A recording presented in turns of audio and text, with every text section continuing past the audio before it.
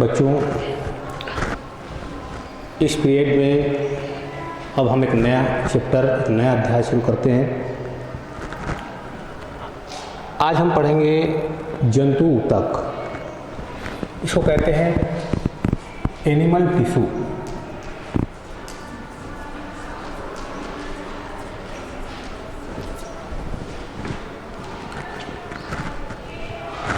हमारा मुख्य विषय है जंतु ऊतक, एनिमल टिश्यू।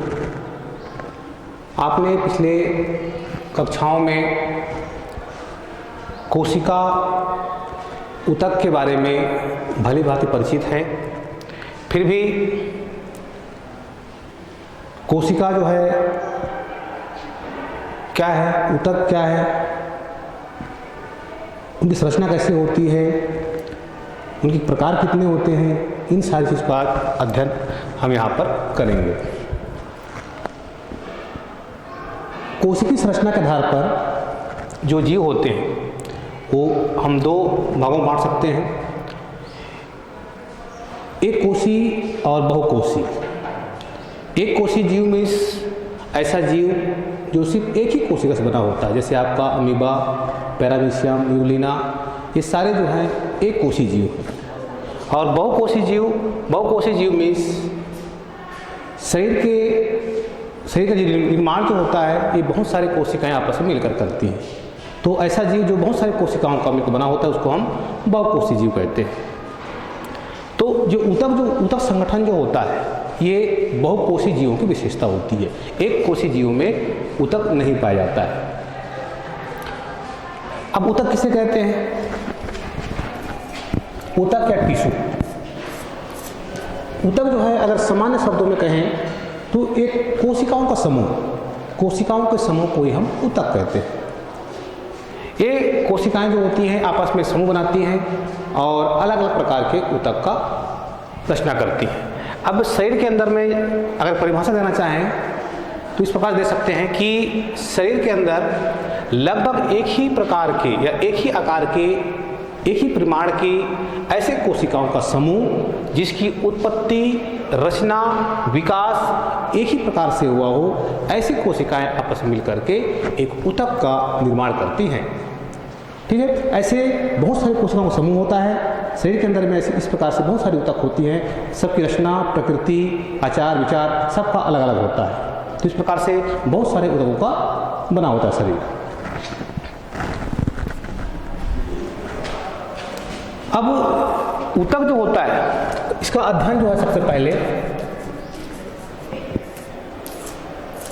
ऊतक का अध्ययन जो होता है, हम ऊतक विज्ञान से आगे पढ़ोगे हायर स्टडीज में, हायर क्लास में, तो ऊतक का अध्ययन एक विशेष सब्जेक्ट होता है, उसको हम कहते हैं ऊतक विज्ञान। इसके अंतर्गत हम ऊतकों के बारे में ही अध्ययन करते हैं, उसको हम अंग्रेजी में कहते हैं हिस्टोलॉजी या ऊतक विज्ञान। इसकी शाखा का जो निर्माण है उसको मार्सेलो मेलपिघी,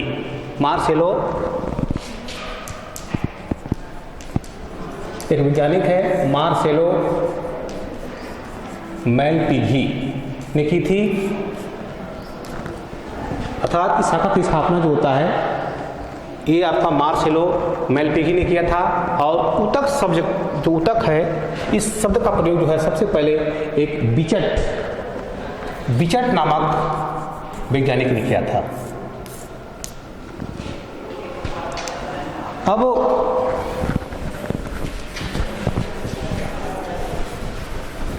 देखते हैं आपका भाग, इसके पार्ट्स। एक ऊतक जो होता है ये दो भागों से बना होता है, मिलकर बना होता है। सबसे पहले भाग को बोलते हैं आधारी भाग।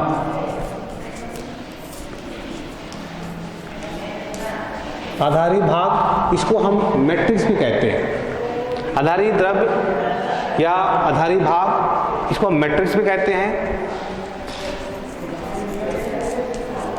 मैट्रिक्स भी कहते हैं इसको। ये जो आधारी भाग होता है, ये जो आधारी द्रव होता है,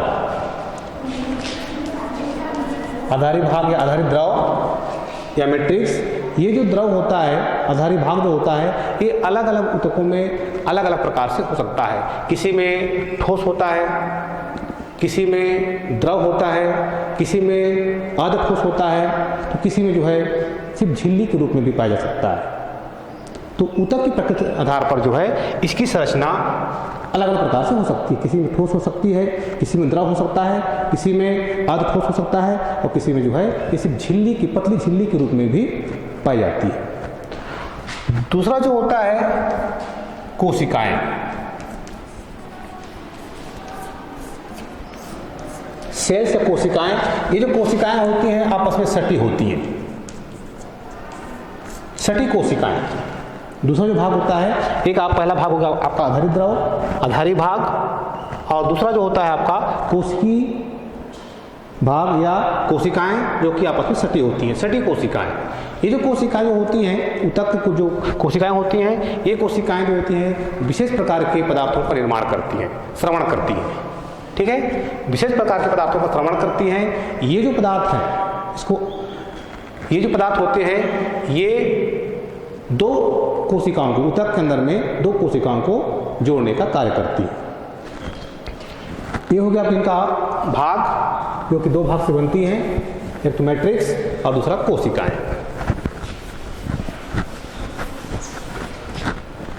फिर देखते हैं शरीर में ऊतक का संगठन।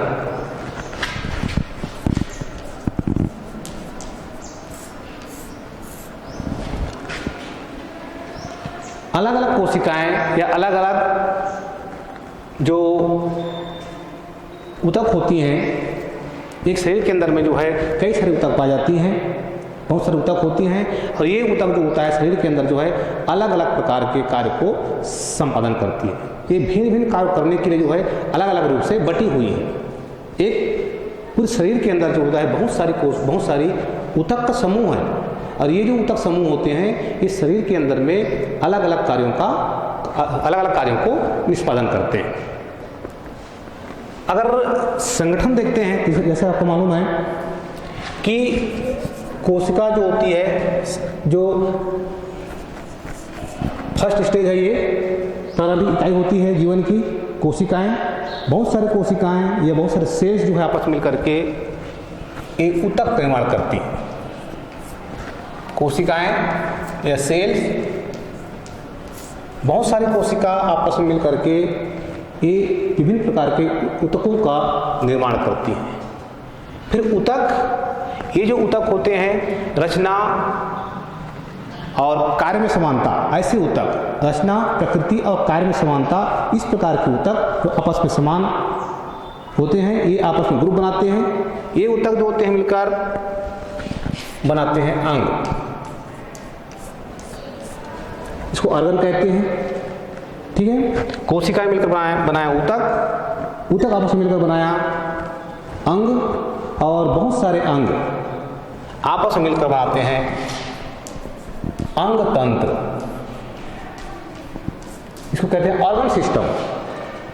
और शरीर के अंदर में बहुत सारे अंग तंत्र आपस में मिलकर के बनाते हैं शरीर या बॉडी, एक शरीर का निर्माण करते हैं। तो इस प्रकार से एक संगठन है, छोटे स्तर से बड़े स्तर की ओर। कोशिका मिलकर बनाया ऊतक, ऊतक मिलकर बनाया अंग, अंग मिलकर बनाया अंगतंत्र, और अंगतंत्र जो है आपस में मिलकर के एक पूरी बॉडी की संरचना का निर्माण करते हैं। तो इस प्रकार से एक शरीर के अंदर में बहुत सारे ऊतकों का समूह होता है। इसे कहते हैं आपका शरीर के अंदर होता है श्रम विभाजन, श्रम विभाजन, इसको बोलते हैं लेबर ऑफ डिवीजन।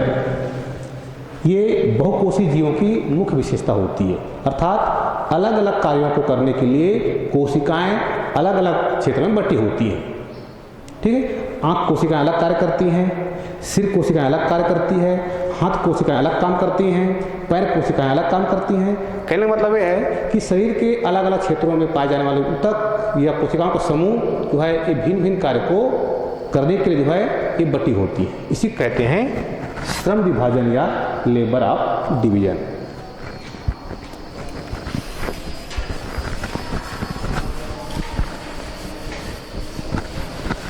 ये हो गया आपका ऊतक संगठन।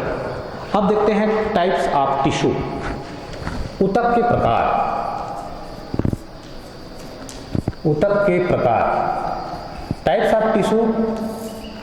तो जैसा कि मैं पहले बताया था आपको कि शरीर में जो है कई प्रकार के ऊतक होते हैं, जिसमें से कुछ निम्न प्रकार से हैं। सबसे पहले जो ऊतक जो होता है यह है आपका उपकला ऊतक।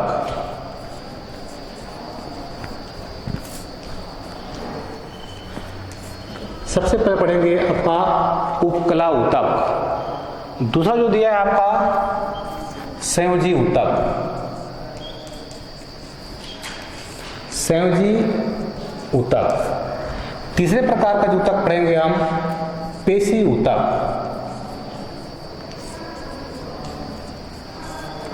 और चौथे प्रकार का जो हम ऊतक पढ़ेंगे तंत्रिकी ऊतक। तंत्रिकी ऊतक, ठीक है। तो इस प्रकार से हम ऊतक को हम 4 श्रेणी में बांटते हैं। सबसे पहला है उपकला ऊतक या इपिथेलियल टिश्यू, इसको अंग्रेजी में कहते हैं इपिथेलियल टिश्यू। दूसरा है संयोजी ऊतक, इसको अंग्रेजी में कहते हैं कनेक्टिव टिश्यू। तीसरा है आपका पेशी ऊतक, इसको अंग्रेजी में कहते हैं मस्कुलर टिश्यू। और चौथे प्रकार का दिया है तंत्रिकी ऊतक, इसको अंग्रेजी में कहते हैं नर्वस टिश्यू। इस प्रकार से ये भाग है। बाद में हम पेशी ऊतक के बारे में भाग पढ़ते हैं। संयोजी ऊतक में आपका और पढ़ेंगे आपका जैसे तरल संयोजी ऊतक है, इसमें आपका ब्लड के बारे में अध्ययन करेंगे, है ना, उसको हम लिक्विड टिश्यू भी कहते हैं। तो इस प्रकार से एक मुख्य रूप से 4 प्रकार के ऊतक के बारे में हम यहाँ अध्ययन करेंगे। अब इनको हम बारी बारी से अध्ययन करते हैं। सबसे पहला है आपका उपकला ऊतक, इसको कहते हैं इपिथेलियल टिश्यू। इपिथेलियल टिश्यू के बारे में देखते हैं। उपकला ऊतक जो होता है शरीर में पाया जाने वाला, ये जो है सबसे ज्यादा मात्रा में पाया जाने वाला ऊतक है। ये शरीर के अगर स्थिति देखते हैं, लोकोमोशन स्थिति, तो ये कहाँ कहाँ मिलता है? तो ये जो ऊतक होता है ये आंतरिक अंगों पर, बाह्य सतहों पर, रुधिर वाहिनियों पर, इनका चूंकि रुधिर वाहिनियों पर इनका भाव होता है, ये आंतरिक और बाह्य क्षेत्रों पर ही पाए जाते हैं। और इनमें ब्लड सर्कुलेशन सिस्टम अर्थात रुधिर वाहिकाएं नहीं पाई जाती हैं। इन ऊतकों में रुधिर वाहिकाएं नहीं पाई जाती हैं। इनका पोषण जो होता है वो लसिका के माध्यम से होता है। लिम्फ सर्कुलेशन सिस्टम, लसिका परिवहन तंत्र के माध्यम से इन ऊतकों का पोषण होता है। ये त्वचा में, आहार नाल में, फेफड़ों की दीवारों पर, इन क्षेत्रों पर ये ऊतक पाए जाते हैं। ये आपस में संरचना में जो है बहुत ज़्यादा विविधता होती है। अलग अलग क्षेत्रों की जो उपकला ऊतक होती है ये अलग अलग प्रकार की हो सकती है। तो संरचनाओं में जो है विभिन्नता देखने को मिलता है। इनकी कोशिकाएं जो है आपस में सटी होती हैं, बहुत ज़्यादा सटी होती हैं। इनमें अंतरा कोशिकीय पदार्थ जो इंटरसेलुलर मटेरियल्स जो होता है ये सब नहीं पाया जाता है। ऊतक की जो कोशिकाएं होती हैं ये पतली झिल्ली पर, ऊतक की जो कोशिकाएं जो होती हैं, सेल जो होती हैं, ये पतली झिल्ली पर पाया जाता है। इस पतली झिल्ली को हम बोलते हैं आधारी झिल्ली, बेसामेंट मेम्ब्रेन, ठीक है। इस पतली झिल्ली को कहते हैं आधारी झिल्ली, बेसामेंट मेम्ब्रेन। और इसी झिल्ली पर जो है ये ऊतक जो है आपस में पाए जाते हैं, जुड़े होते हैं और पाए जाते हैं आपस में। अगर दो कोशिकाएं देखते हैं, दो कोशिकाओं के बीच अगर देखते हैं तो दो कोशिकाएं जो है एक सेल जंक्शन, इसको हम बोलते हैं सेल सेतु, कोशिका सेतु। कोशिकाएं आपस में कोशिका सेतु, इसको हम सेल जंक्शन कहते हैं। जैसे कि आपका डेस्मोसोम है या फिर टाइट जंक्शन है, ये सब सेल सेतु हैं। इनके द्वारा जो है दो कोशिकाएं आपस में जुड़ी होती हैं, सटी होती हैं। अब इस ऊतक की उत्पत्ति देखते हैं। तो ये उत्पत्ति जो देखते हैं तो इसकी उत्पत्ति जो होता है ये भ्रूण के तीनों स्तर से होता है, अर्थात बाह्य त्वचा, मध्य त्वचा, मध्य स्तर और अंत स्तर। बाह्य स्तर, अंत स्तर और मध्य स्तर, तीनों स्तर से होता है। इसको हम बोलते हैं एक्टोडर्म, मेसोडर्म और इंडोडर्म। अर्थात अगर एक्टोडर्म देखते हैं तो एक्टोडर्म के त्वचा के एपिडर्मिस, मध्य स्तर देखते हैं मेसोडर्म में तो ये देहगुहा की एपिडर्मिस, और इंडोडर्म अर्थात आंतरिक स्तर देखते हैं तो ये आहार नाल की एपिडर्मिस से इनकी उत्पत्ति होती है। अर्थात तीनों स्तर से इनकी उत्पत्ति होती है, चाहे एक्टो हो, चाहे इंडो हो, चाहे मीजो हो, तीनों स्तर से इनकी उत्पत्ति होती है। फिर कार्य देखते हैं, फंक्शन। तो ये ऊतक क्या कार्य करता है? तो ये जो है कुछ विशिष्ट प्रकार के पदार्थों का श्रवण करता है, फिर अवशोषण करने कार्य करता है, फिर ये जो है संवेदन को एक्सेप्ट करता है, संवेदन ग्राही भी होता है जो संवेदन ग्रहण करने कार्य करता है, और बहुत जगह की जो उपकला ऊतक है ये युग्मक निर्माण में भी भाग लेता है, युग्मक के निर्माण में अपना अहम भूमिका निभाता है। ये उनके कुछ कार्य हैं। इनकी प्रकार देखते हैं।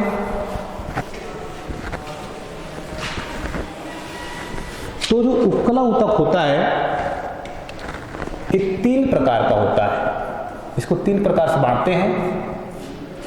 3 प्रकार है इसका।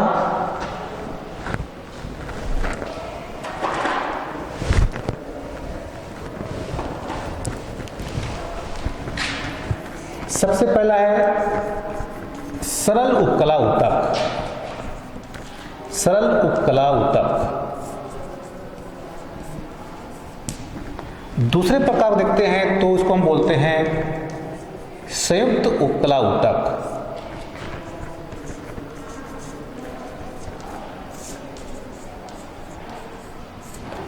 सरल उपकला ऊतक, संयुक्त उपकला ऊतक, और तीसरे प्रकार का होता है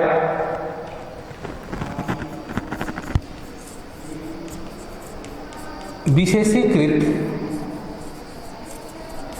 उपकला ऊतक।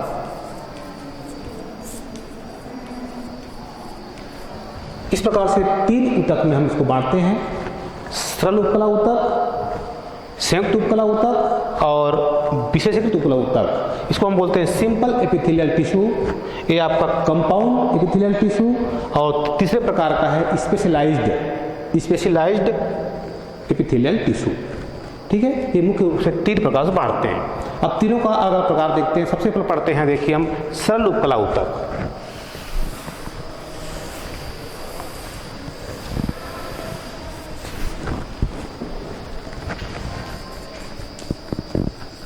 सरल उपकला ऊतक या सिंपल एपिथेलियल टिश्यू। सिंपल उपकला ऊतक जो होता है ये श्लेष्मिक कला से ढकी होती है और एक स्तरीय मोटी होती है, एक स्तरीय मोटी और श्लेष्मिक कला से ढका होती है। अगर देखते हैं तो ये 5 प्रकार का होता है। सरल उपकला ऊतक जो है ये 5 प्रकार का होता है। अलग अलग जगह पर जो है ये भिन्न भिन्न प्रकार से हो सकती हैं, होती हैं। नंबर 1 पहला जो देखते हैं तो सरल सल्की उपकला ऊतक। सरल सल्की उपकला ऊतक। सरल सल्की उपकला ऊतक जो होता है इसको कहते हैं सिंपल स्क्वैमस एपिथेलियल टिश्यू। ठीक है, सिंपल स्क्वैमस एपिथेलियल टिश्यू। ये जो टिश्यू होता है कैसा होता है? तो ये जो होती है ये चौकोर होता है, आकार में चौकोर, चपटी, फर्श जैसे आप घर में जो फर्श लगाते हैं उसी समान, फर्श के टाइल्स के समान जो होता है ये ऊतक पाया जाता है। स्थिति देखते हैं तो ये जो है बाह्य सतह पर खासकर देह गुहा, हृदय, वृक्क, फेफड़ा, इन अंगों के बाह्य सतहों पर जो है इस प्रकार का ऊतक पाया जाता है। कार्य देखते हैं तो इनका कार्य जो होता है ये आंतरिक अंगों को सुरक्षा प्रदान करना होता है। ठीक है। तो ये फर्श के समान जो है, ये टाइल्स के समान जो है ये पायजामा ऊतक होता है। दूसरे प्रकार के ऊतक देखते हैं तो है आपका घनाकार सल्की उपकला ऊतक। घनाकार सल्की उपकला ऊतक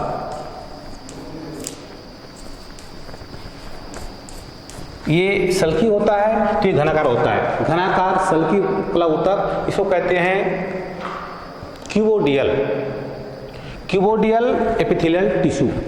ये जो ऊतक होता है ये घन के आकार का होता है।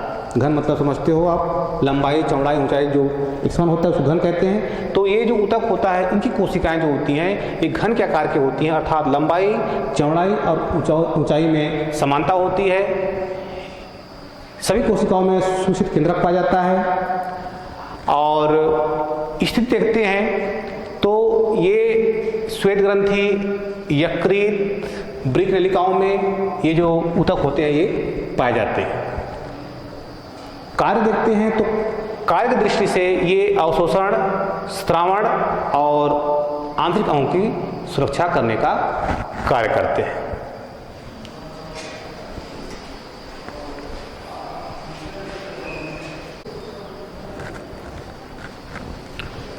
तो ये हो गया आपका घनाकार सल्की उपकला ऊतक, जिसकी कोशिकाएं जो है लंबाई चौड़ाई ऊंचाई में समान होती हैं, अर्थात घन के आकार की होती है।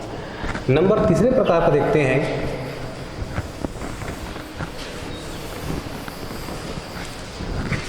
तो स्तंभाकार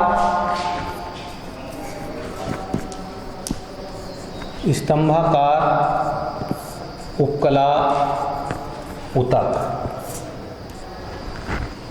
स्तंभाकार उपकला ऊतक जो होता है इसको हम अंग्रेजी में कॉलमनर कहते हैं। सेल जो है इसकी कोशिकाएं जो होती हैं, इस ऊतक की कोशिकाएं जो होती हैं लंबी लंबी होती हैं। इनकी केंद्रक जो है नीचे की ओर पाया जाता है। बीच में जो है कलश सेल इसको बोलते हैं, इसको आप ग्लोबेट सेल भी कहते हैं हम। ये जो कलश सेल जो है इन कोशिकाओं के बीच बीच में पाया जाता है। ठीक है।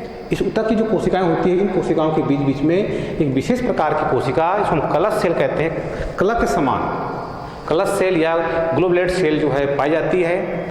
ये सेल जो है श्लेष्मा का श्रवण करती है। कुछ इस प्रकार से होते हैं कोशिकाएं जो होती हैं, इस प्रकार से होती हैं।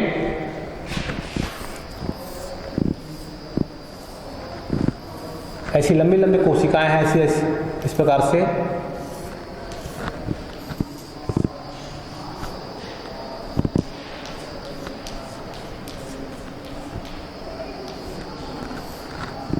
ऐसी, और ये जो कोशिकाएं होती हैं इन कोशिकाओं के नीचे की ओर, कोशिकाओं के निचली भाग पर जो है केंद्रक पाया जाता है।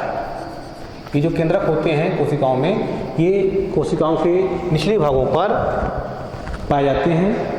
बीच में मध्य में जो है ग्लोबेट सेल पाता है, इसको हम बोलते हैं कलश कोशिकाएं। कलश कोशिकाएं जो है बीच बीच में पाई जाती है। ये हो गया आपका स्तंभाकार उपकला ऊतक। नंबर चौथे प्रकार का जो ऊतक होता है ये है आपका पक्षमाभी उपकला ऊतक। पक्षमाभी उपकला ऊतक, इसको हम सिलेटेड कहते हैं, सिलिएटेड एपिथेलियल टिश्यू कहते हैं। सेल जो है स्तंभ या घनाकार होती है। जो इनकी कोशिका जो होती है, खासकर पक्षमाभी उपकला ऊतक की जो कोशिकाएं होती हैं, ये जो आपका होता है या तो स्तंभी होती है या फिर घनाकार होती है। ठीक है। अलग अलग जगहों पर जो है किसी में स्तंभी होता है, किसी जगह जो है ये घनाकार भी हो सकता है। सेल के जो सिरों पर जो होता है, स्वतंत्र सिरों पर जो होता है, धागों के समान एक जीव द्रव्य संरचनाएं पाई जाती हैं, इसको हम सीलिया कहते हैं। ठीक है।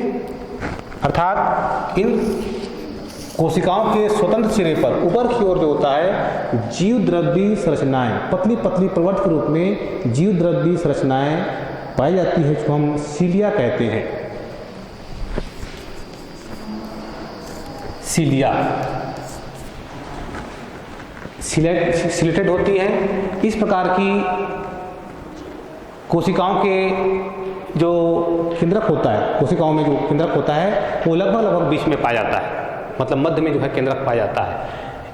स्थिति देखते हैं तो ये आपका अंडवाहिनी, मूत्र नलिका, श्वास नलिका, टिम्पैनिक गुहा जो अंदर अंतःकरण होता है, टिम्पैनिक गुहा में मस्तिष्क या मेरुरज्जु के जो केंद्रीय नाल होता है, इन स्थानों पर जो है इस प्रकार की ऊतक पाया जाता है। ये जो ऊतक इस प्रकार से होता है,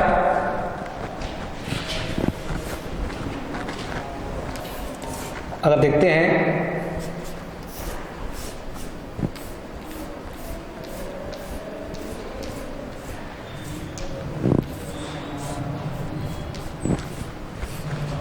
कोशिकाएं घड़ी आकार की होती हैं, घनाकार होती हैं, लगभग बीच में जो है केंद्रक पाया जाता है, सब में सुनिश्चित केंद्रक होती है, सुनिश्चित केंद्रक पाया जाता है। और ऊपर कोशिकाओं के ऊपर में पतली पतली जीवद्रव्य संरचनाएं, इस प्रकार की संरचनाएं होती हैं, प्रवर्ध होता है इस प्रकार का, इसको हम सीलिया कहते हैं। तो ये कोशिकाएं जो होती हैं वो सिलेटेड होती हैं, ठीक है। तो ये आपका पक्षमाभी उपकला ऊतक, सिलेटेड एपिथेलियल टिश्यू। फिर देखते हैं नंबर 5। नंबर 5वें प्रकार का है, इसको हम बोलते हैं कूट स्तरित उपकला ऊतक। हम सरल उपकला ऊतक के प्रकार पढ़ रहे हैं। 5वें प्रकार का है कूट स्तरित उपकला ऊतक। इसको कहते हैं स्यूडो स्ट्रेटिफाइड एपिथेलियल टिश्यू।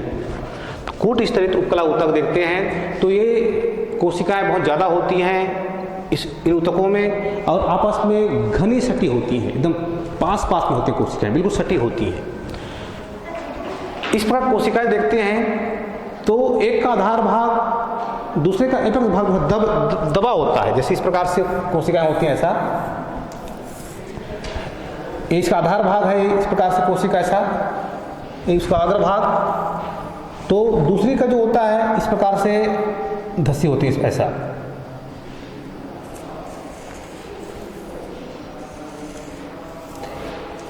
कोशिका का आधार भाग और एपेक्स पॉइंट जो होता है ये बीच में धस जाती हैं।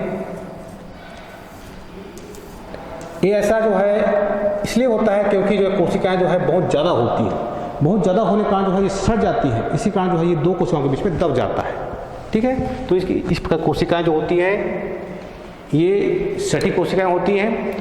अगर स्थिति देखते हैं तो ये कोशिका जो होती है कहाँ होता है, ट्रेकिया, श्वास नली, नासिका गुहा जो नोजल कैविटी होता है वो जगहों पर, जननलिकाओं में जो सेक्स ग्लैंड्स होते हैं यहाँ वहाँ पर इस प्रकार के ऊतक पाया जाता है। और कार्य क्या करती हैं, ये जो ऊतक होते हैं उन अंगों का रक्षा करने का कार्य करती हैं। तो अंगों के बाहर में ये रक्षात्मक आवरण का निर्माण करती है। तो इस प्रकार से हम उपकला ऊतक को या सरल उपकला ऊतक को 5 भाग में डिवाइड करते हैं। इसके पश्चात देखते हैं दूसरा संयुक्त उपकला ऊतक। सरल उपकला ऊतक के 5 भाग,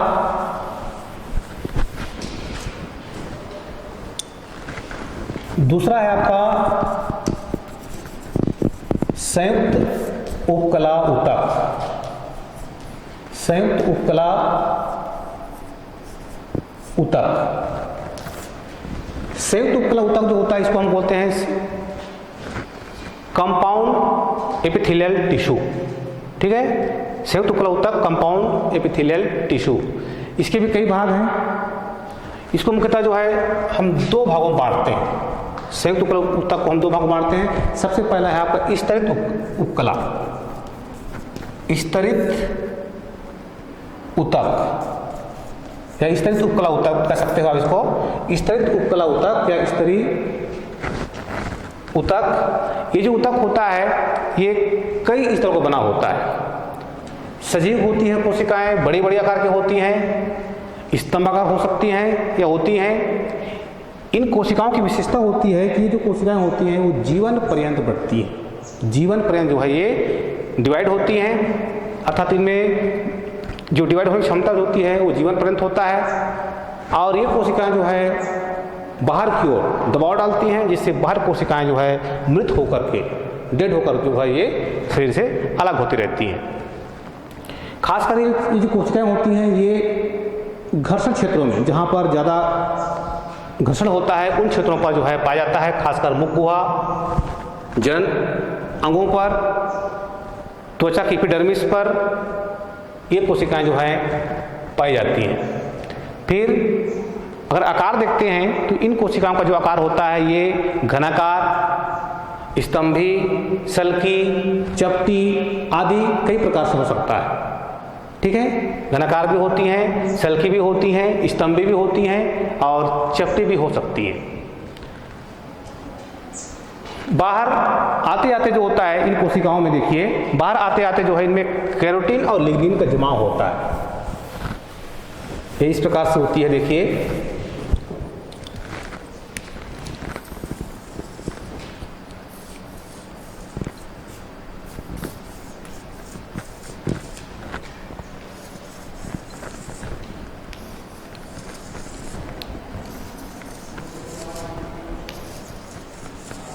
इनका लेयर है, ये कोशिकाएं सब में केंद्रक होता है, जीवित भाग होती हैं ये, और यहाँ होता है जनन स्तर। इस प्रकार से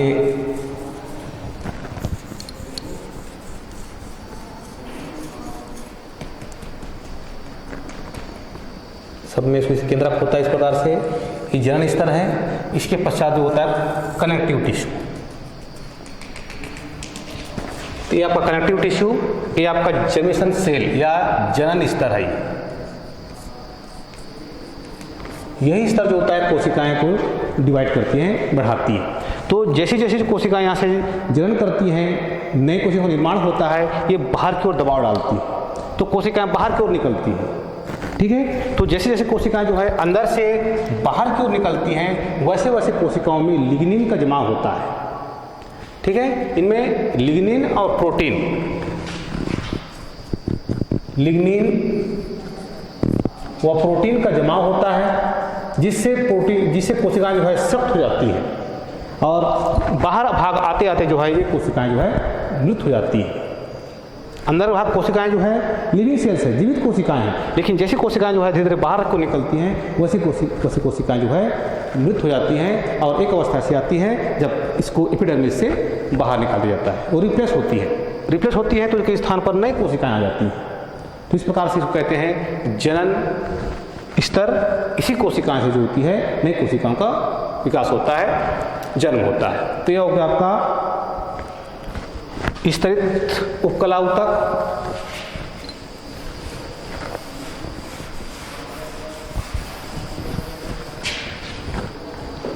इसके पश्चात देखिए आप दूसरा परिवर्तित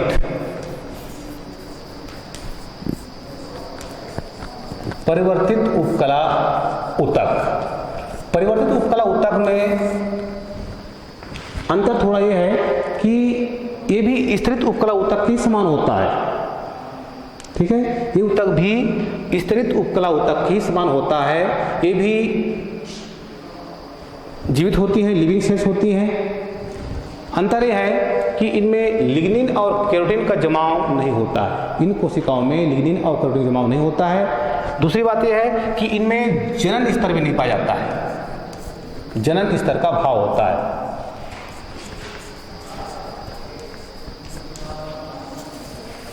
ठीक है, इस प्रकार के ऊतक में जनन स्तर का भाव होता है। बाकी जितने भी लक्षण होते हैं वो स्तरित उपकला ऊतक के समान ही होता है। इनकी कोशिकाएं जो देखते हैं तो ये प्रत्यास्थ होती हैं, गोल होती हैं, घनाकार होती हैं। और ये कहाँ मिलता है? तो ये जो ऊतक होता है ये खासकर मूत्राशय, मूत्रवाहिनी की दीवारों पर ये ऊतक जो है पाए जाते हैं। ठीक है, मूत्राशय या मूत्रवाहिनी की दीवारों पर इस प्रकार के ऊतक पाया जाता है। तो इस प्रकार से हम संयुक्त उपकला ऊतक को दो भाग बांटते हैं। एक तो परिवर्तित, एक तो आपका स्तरित उपकला ऊतक, संयुक्त को हम दो भाग बांटते हैं। पहला स्तरित उपकला ऊतक और दूसरा आपका परिवर्तित उपकला ऊतक। इसके पश्चात जो है उपकला ऊतक का तीसरा प्रकार है इसको हम विशेषीकृत उपकला ऊतक कहते हैं। विशेषीकृत उपकला ऊतक ये विशेष प्रकार की होती है उपकला ऊतक। विशेषीकृत उपकला ऊतक जो होता है स्पेशलाइज्ड एपिथेलियल टिश्यू, ये कई प्रकार की होती हैं। अब इसको देखते हैं।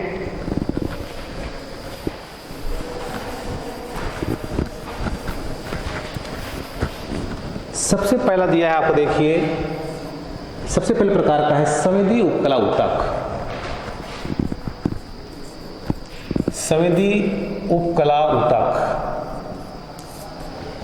संवेदी मतलब होता है सेंसरी, जो ऐसे ऊतक या ऐसी कोशिकाओं समूह जो संवेदनाओं को ग्रहण करते हैं। सेल के सिरों पर जो होता है संवेदी रोम होते हैं।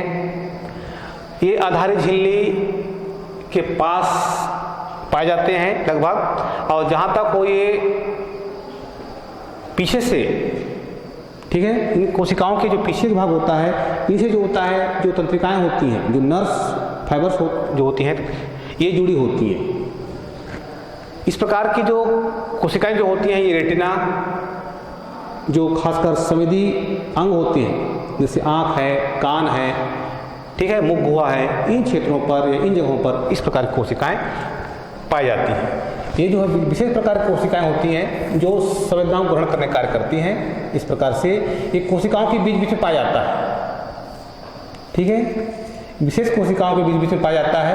ये सामान्य कोशिकाएं हैं, ये संवेदी कोशिकाएं हैं, तो ये संवेदी उपकला ऊतक के अंदर आता है। इस प्रकार कोशिकाएं जो होती हैं सामान्य कोशिकाओं के बीच बीच में पाई जाती हैं और विशेष रूप से संवेदनाओं को ग्रहण करती हैं। आधार की अर्थात पीछे की ओर जो होता है ये तंत्रिकाओं से जुड़ा होता है, ठीक है। ये कोशिकाएं का आधार भाग जो होता है पीछे की ओर, ये तंत्रिकाओं से जुड़ी होती है। दूसरे प्रकार का जो ऊतक देखते हैं, ये है आपका रंगा उपकला ऊतक, इसको हम पिगमेंटेड बोलते हैं। रंगा उपकला ऊतक, इस प्रकार के ऊतक के जो कोशिकाएं होती हैं, इन कोशिकाओं में जो है पिगमेंट्स पाया जाता है। पिगमेंट्स मतलब वर्णक, ठीक है। इन कोशिकाओं में जो है वर्णक पाया जाता है, इसलिए इनका नाम हो गया रंगा उपकला ऊतक। जैसे कि आपके आँख की रेटिना पर जो होता है वर्णक होता है, जैसा कि आपको बताया था मैं कि इसमें जो है वर्णक होते हैं, ठीक है। तो इन्हीं कारण जो होता है आँख जो होता है, चाहे नीला हो, चाहे काला हो, चाहे भूरा हो, है ना, इन्हीं के आधार पर जो है ये रंगों का निर्धारण होता है। तो इन कोशिकाओं पर जो है विशेष प्रकार के पिगमेंट्स पाए जाते हैं, इसलिए इनका नाम हो गया रंगा उपकला ऊतक। तीसरे प्रकार देखते हैं, तो तीसरे प्रकार के जो ऊतक होता है जनन उपकला ऊतक। जनन उपकला ऊतक, जनन उपकला ऊतक जो होता है ये ऐसे भागों पर पाए जाते हैं जहाँ की कोशिकाएं जीवन पर्यंत जो है बंटने का कार्य करती है। खासकर जो जनद जो होते हैं, ठीक है, जो जनद होता है इन क्षेत्रों पर जो है जनदों में जो है इस प्रकार की जनन कोशिकाएं पाई जाती हैं, जो कि जिनमें जीवन पर्यंत जो है डिवाइड होने की क्षमता होती है। खासकर आपको ओवरी और टेस्टिस, जो सेक्सुअल पार्ट्स होते हैं, टेस्टिस और ओवरी, इन जगहों पर इस प्रकार के ऊतक पाया जाता है। फिर है आपका नंबर चौथे प्रकार को देखते हैं, तो आपका ग्रंथिल उपकला ऊतक। ग्रंथिल उपकला ऊतक, ये जो ग्रंथिल उपकला ऊतक होते हैं, ये ग्रंथियों की आंतरिक सतहों पर, ठीक है, जितने भी ग्लैंड्स होते हैं ये उनकी आंतरिक सतहों पर जो होता है पाया जाता है। और ये कई प्रकार से हो सकते हैं, एक कोशी होता है, बहुकोशी होता है। अगर एक कोशी होगा तो इस प्रकार से होगा, एक कोशी इस प्रकार से होते हैं, जिनकी एक ही कोशिका जो होता है ये ग्रंथिक कार्य करता है, ठीक है। एक कोशी ग्रंथि, ये सभी एक कोशी ग्रंथियां हैं। तो एक कोशी ग्रंथि या बहुकोशी ग्रंथि, अब ये कई प्रकार के हो सकते हैं। जैसे आपका बहुकोशिका में देखते हैं तो कूपिकाकार, कूपिकाकार जो ग्रंथि होती है इस प्रकार थैलिक समान होता है ऐसा। ये जो कोशिकाएं हैं आपस में मिल मिल करके एक कूपिका के समान जो है संरचना का निर्माण करती हैं, जो अग्रभाग पर खुलती हैं। ये आपका थैलानुमा कूपिका ग्रंथि है, जिससे जैसे आपका म्यूकस ग्रंथि में जो होता है इसी प्रकार ग्रंथियां पाई जाती है थैलीनुमा। ठीक है, उसके पश्चात देखते हैं नलिकाकार। तो नलिकाकार ग्रंथि जो होती है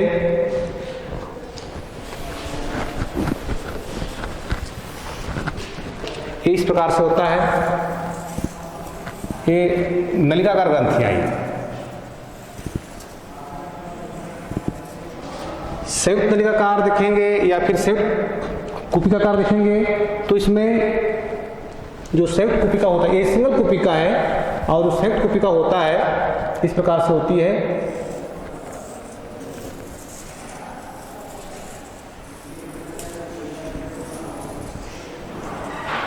अर्थात बहुत सारी कूपिका है यहाँ पर, सभी कूपिकाएं जो है आपस में मिलकर के एक ही जगह से ओपन होती हैं, तो ये हो गया आपका संयुक्त कूपिका। ठीक है, तो संयुक्त कूपिका या नालाकार, इस प्रकार से बहुत सारी ग्रंथियां शरीर के अंदर पाई जाती हैं। अगर एक कोशी होता है तो चूसक सेल कहते हैं, उसको हम सकर सेल कहते हैं। खासकर जो एक कोशी जो ग्रंथि होती है, खास बताया आपको मैं, वो खासकर चूसक प्रवृत्ति का होता है, उसको हम चूसक सेल कहते हैं, उसको हम एक कोशी ग्रंथि भी कहते हैं। और ये जो बहुकोशी ग्रंथि होती है बहुत प्रकार से होता है, जैसे आपको बताया कूपिकाकार, फिर आपका नालाकार, संयुक्त नालाकार, संयुक्त कूपिकाकार। ये सारे ग्रंथि जो है चाहे श्वेत ग्रंथि हो, चाहे तेल ग्रंथि हो, चाहे म्यूकस ग्रंथि हो, इन ग्रंथियों पर जो है इस प्रकार की ग्रंथियां पाई जाती है। ठीक है, तो इस प्रकार से हम उपकला ऊतक को, एपिथेलियल टिश्यू को हम तीन भाग बांटते हैं: सरल उपकला ऊतक, संयुक्त उपकला ऊतक और विशेषीकृत उपकला ऊतक। जिसमें सरल उपकला ऊतक को 5 भाग बांटा गया है, संयुक्त उपकला ऊतक को 2 भाग बांटा गया है, और विशेषीकृत उपकला ऊतक को जो है ये हम कई भागों में बांटकर अध्ययन कर सकते हैं। ठीक है, तो इस प्रकार से आपका उपकला ऊतक जो है यहाँ पर समाप्त होता है। धन्यवाद।